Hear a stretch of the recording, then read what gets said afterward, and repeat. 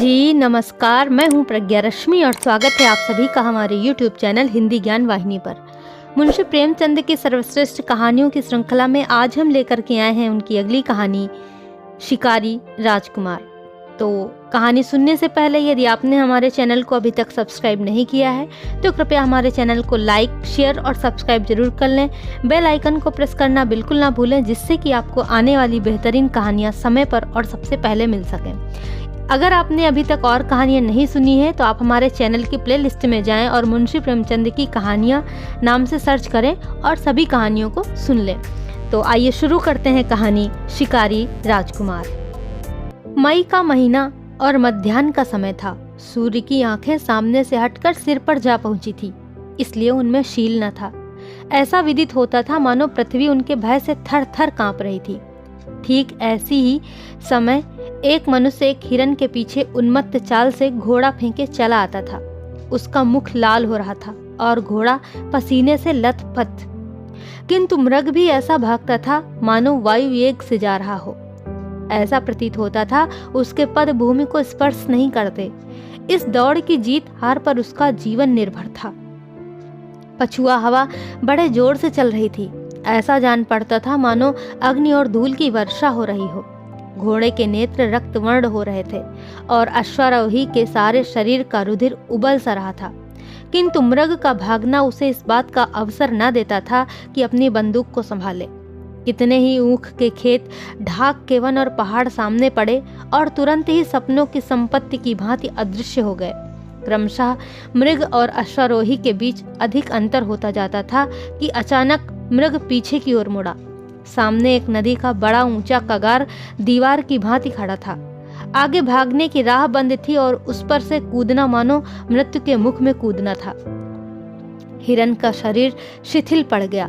उसने एक करुणा भरी दृष्टि चारों ओर फेरी, किंतु उसे हर तरफ मृत्यु दृष्टिगोचर होती थी। अश्वारोही के लिए इतना समय बहुत था। उसकी बंदूक से गोली क्या छूटी, मानो मृत्यु के एक महाभयंकर जयध्वनि के साथ अग्नि की एक प्रचंड ज्वाला उगल दी। हिरन भूमि पर लौट गया। मृग पृथ्वी पर पड़ा तड़प रहा था और उसने अश्वारोही की भयंकर और हिंसा प्रिय आंखों से प्रसन्नता की ज्योति निकल रही थी। ऐसा जान पड़ता था कि उसने असाध्य साधन कर लिया। उसने पशु के शव को नापने के बाद उसके सींगों को बड़े ध्यान से देखा और मन ही मन प्रसन्न हो रहा था कि इससे कमरे की सजावट दूनी हो जाएगी और नेत्र सर्वदा उस सजावट का आनंद सुख भोगेंगे। जब तक वह इस ध्यान में मग्न था, उसको सूर्य की प्रचंड किरणों का लेश मात्र भी ध्यान न था, किंतु ज्यों ही उसका ध्यान उधर फिरा, वह उष्णता से विह्वल हो उठा और करुणापूर्ण आंखें नदी की ओर डाली। लेकिन वहां तक पहुंचने का कोई मार्ग न दिख पड़ा और न कोई वृक्ष ही दिख पड़ा जिसकी छां में वह जरा विश्राम करता। इसी चिंतावस्था में एक दीर्घकाय पुरुष नीचे से उछलकर कगारे के ऊपर आया और अश्वारोही उसको देखकर बहुत ही अचंभित हुआ। नवागंतुक एक बहुत ही सुंदर और हृष्टपुष्ट मनुष्य था। मुख के भाव उसके हृदय की स्वच्छता और चरित्र की निर्मलता का परिचय देते थे। वह बहुत ही दृढ़ प्रतिज्ञ, आशा निराशा तथा भय से बिल्कुल बेपरवाह सा जान पड़ता था।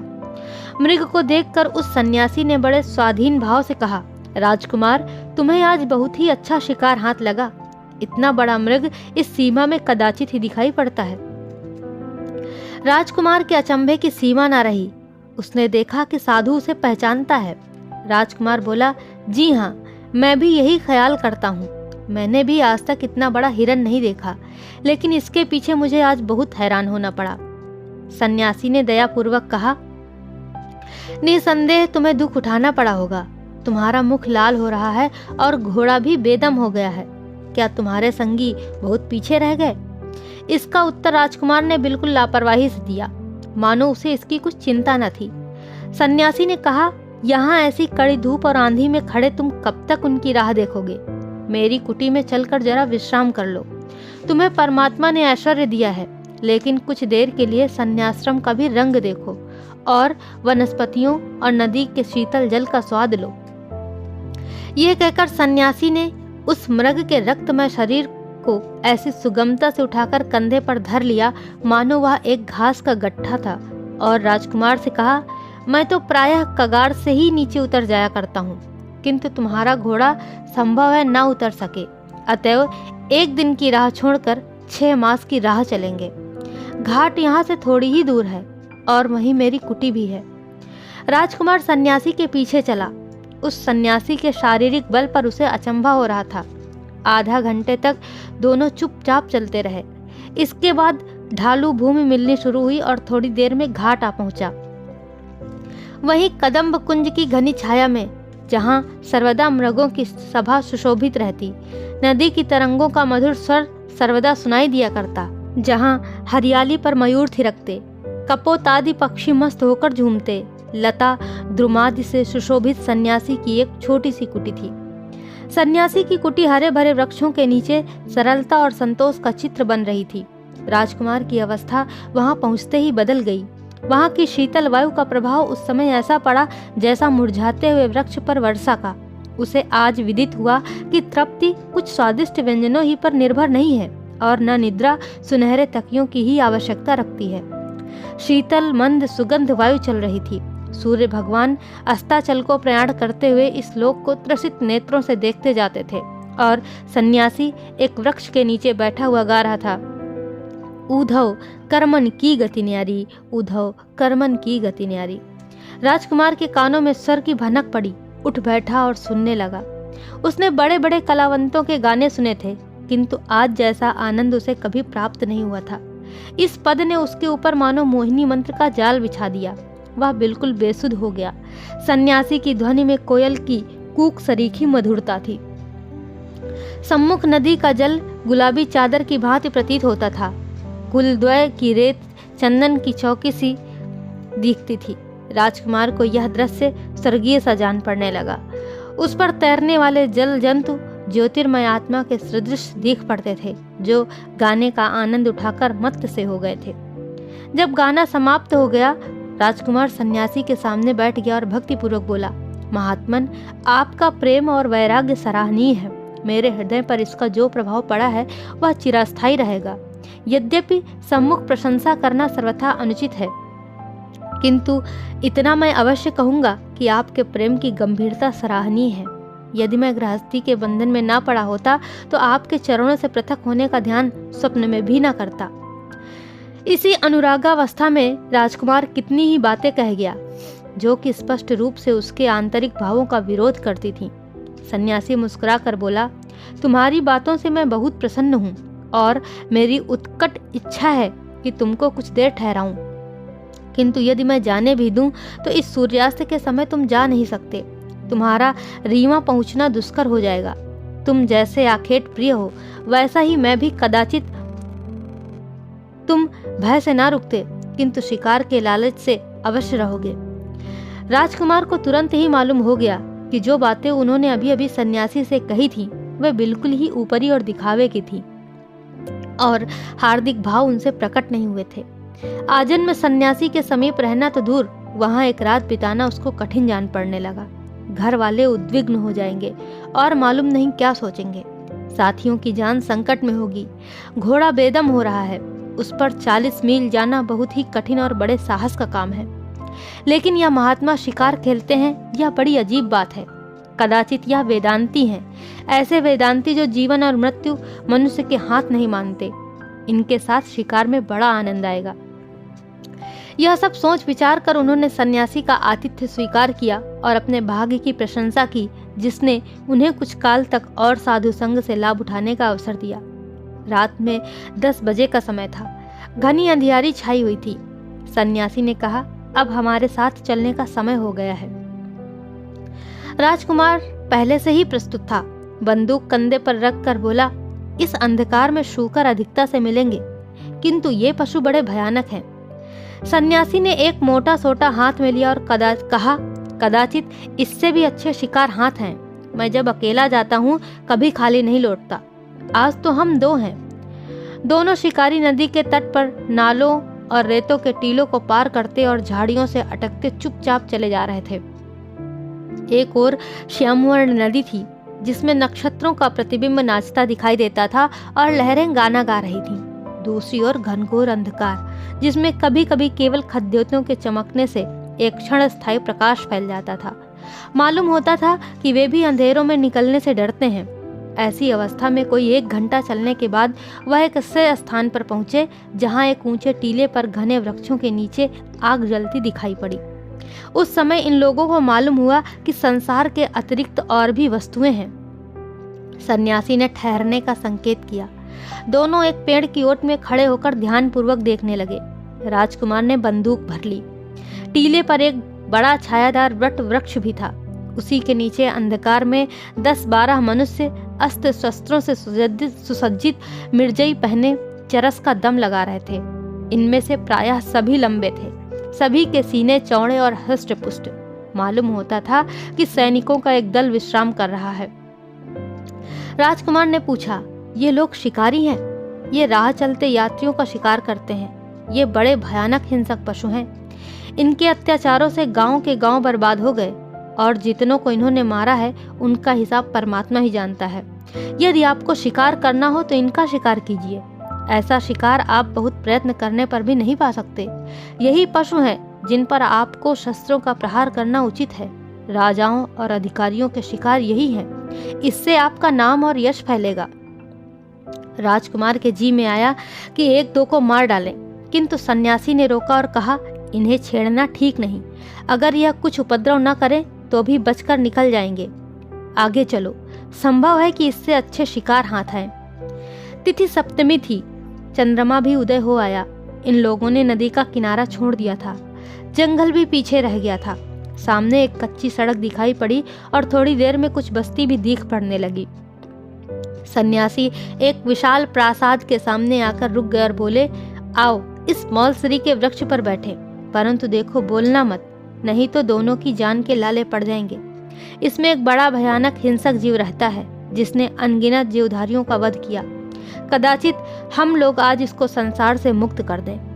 राजकुमार बहुत प्रसन्न हुआ और सोचने लगा, चलो रात भर की दौड़ तो सफल हुई। दोनों मौलसरी के वृक्ष पर चढ़कर बैठ गए। राजकुमार ने अपनी बंदूक संभाल ली और शिकार की, जिसे वह तेंदुआ समझे हुआ था, बाट देखने लगा। रात आधी से अधिक व्यतीत हो चुकी थी। एकाएक महल के समीप कुछ हलचल मालूम हुई और बैठक के द्वार खुल गए। मोमबत्तियों के जलने से सारा हाता प्रकाशमान हो गया। कमरे के हर कोने में सुख की सामग्री दिखाई दे रही थी। बीच में एक हष्ट-पुष्ट मनुष्य, गले में रेशमी चादर डाले, माथे पर केसर का अर्ध लंबाकार तिलक लगाए, मसनद का सहारा लिए बैठा सुनहरी मुहनाल से लच्छेदार धुआं फेंक रहा था। इतने ही में उन्होंने देखा कि नर्तकियों के दल चले आ रहे हैं। उनके हाव भाव व कटाक्ष के शेर चलने लगे। समाजियों ने सुर मिलाया, गाना आरंभ हुआ और साथ ही साथ मद्यपान भी चलने लगा। राजकुमार ने अचंभित होकर पूछा, ये तो बहुत बड़ा रईस जान पड़ता है। सन्यासी ने उत्तर दिया, नहीं, यह रईस नहीं है। एक बड़े मंदिर के महंत हैं, साधु हैं, संसार का त्याग कर चुके हैं, सांसारिक वस्तुओं की ओर आंख नहीं उठाते, पूर्ण ब्रह्म ज्ञान की बातें करते हैं। यह सब सामान इनकी आत्मा की प्रसन्नता के लिए है। इंद्रियों को वश किए हुए इन्हें बहुत दिन हुए। सहस्त्रों सीधे साधे मनुष्य इन पर विश्वास करते हैं, इनको अपना देवता समझते हैं। यदि आप शिकार करना चाहते हैं तो इनका कीजिए। यही राजाओं और अधिकारियों के शिकार हैं। ऐसे रंगे हुए सियारों से संसार को मुक्त करना आपका परम धर्म है। इससे आपकी प्रजा का हित होगा तथा आपका नाम और यश फैलेगा। दोनों शिकारी नीचे उतरे। सन्यासी ने कहा, अब रात अधिक बीत चुकी है, तुम बहुत थक गए होगे, किंतु राजकुमारों के साथ आखेट करने का अवसर मुझे बहुत कम प्राप्त होता है। अतएव एक शिकार का पता और लगाकर तब लौटेंगे। राजकुमार को इन शिकारों में सच्चे उपदेश का सुख प्राप्त हो रहा था। बोला, स्वामी जी, थकने का नाम ना लीजिए। यदि मैं वर्षों आपकी सेवा में रहता तो और न जाने कितने आखेट करना सीख जाता। फिर दोनों आगे बढ़े। अब रास्ता स्वच्छ और चौड़ा था। हाँ, सड़क कदाचित कच्ची ही थी। सड़क के दोनों ओर वृक्षों की पंक्तियां थी। किसी किसी आम्र वृक्ष के नीचे रखवाले सो रहे थे। घंटे भर बाद दोनों शिकारियों ने एक ऐसी बस्ती में प्रवेश किया जहाँ की सड़कों, लालटेनों और अट्टालिकाओं से मालूम होता था कि बड़ा नगर है। सन्यासी जी एक विशाल भवन के सामने एक वृक्ष के नीचे ठहर गए और राजकुमार से बोले, यह सरकारी कचहरी है। यहाँ राज्य का बड़ा कर्मचारी रहता है, उसे सूबेदार कहते हैं। उनकी कचहरी दिन को भी वहीं लगती है, रात को भी। यहाँ न्याय सुवर्ण और रत्नादिकों के मोल बिकता है। यहाँ की न्यायप्रियता द्रव्य पर निर्भर है। धनवान दरिद्रों को पैरों तले कुचलते हैं और उनकी कोई गुहार भी नहीं सुनता। यही बातें हो रही थी कि एकाएक कोठे पर 2 आदमी दिखलाई पड़े। दोनों शिकारी वृक्ष की ओट में छिप गए। सन्यासी ने कहा, शायद सूबेदार साहब कोई मामला तय कर रहे हैं। ऊपर से आवाज आई, तुमने एक विधवा स्त्री की जायदाद ले ली है। मैं इसे भली भांति जानता हूँ। यह कोई छोटा मामला नहीं है। इसमें 1 सहस्त्र से कम पर मैं बातचीत करना नहीं चाहता। राजकुमार ने इससे अधिक सुनने की शक्ति न रही। क्रोध के मारे नेत्र लाल हो गए। यही जी चाहता था कि इस निर्दयी का अभी वध कर दूं, किंतु सन्यासी जी ने रोका और बोले, आज इस शिकार का समय नहीं है। यदि आप ढूंढेंगे तो ऐसे बहुत सारे शिकार मिलेंगे। मैंने इनके कुछ ठिकाने बतला दिए हैं। अब प्रातःकाल होने में अधिक विलंब नहीं है। कुटी यहाँ से अभी 10 मील दूर होगी। आइए शीघ्र चलें। दोनों शिकारी 3 बजते बजते फिर कुटी में लौट आए। उस समय बड़ी सुहावनी रात थी। शीतल समीर ने हिला हिलाकर वृक्षों और प्रत्नों की निद्रा भंग करना आरंभ कर दिया था। आधे घंटे में राजकुमार तैयार हो गए। सन्यासी में अपनी विश्वास और कृतज्ञता प्रकट करते हुए उनके चरणों पर अपना मस्तक नवाया और घोड़े पर सवार हो गए। सन्यासी ने उनकी पीठ पर कृपा पूर्वक हाथ फेरा, आशीर्वाद देकर बोले, राजकुमार, तुमसे भेंट होने से मेरा चित्त बहुत प्रसन्न हुआ। परमात्मा ने तुम्हें अपनी सृष्टि पर राज करने के हेतु जन्म दिया है। तुम्हारा धर्म है कि सदा प्रजा पालक बनो। तुम्हें पशुओं का वध करना उचित नहीं। दीन पशुओं के वध करने में कोई बहादुरी नहीं, कोई साहस नहीं। सच्चा साहस और सच्ची बहादुरी दीनों की रक्षा और उनकी सहायता करने में है। विश्वास मानो, जो मनुष्य केवल चित्त विनोदार्थ जीव हिंसा करता है, वह निर्दयी घातक से भी कठोर हृदय है। वह घातक के लिए जीविका है, किंतु शिकारी के लिए केवल दिल बहलाने का एक सामान। तुम्हारे लिए ऐसे शिकारों की आवश्यकता है जिसमें तुम्हारी प्रजा को सुख पहुंचे।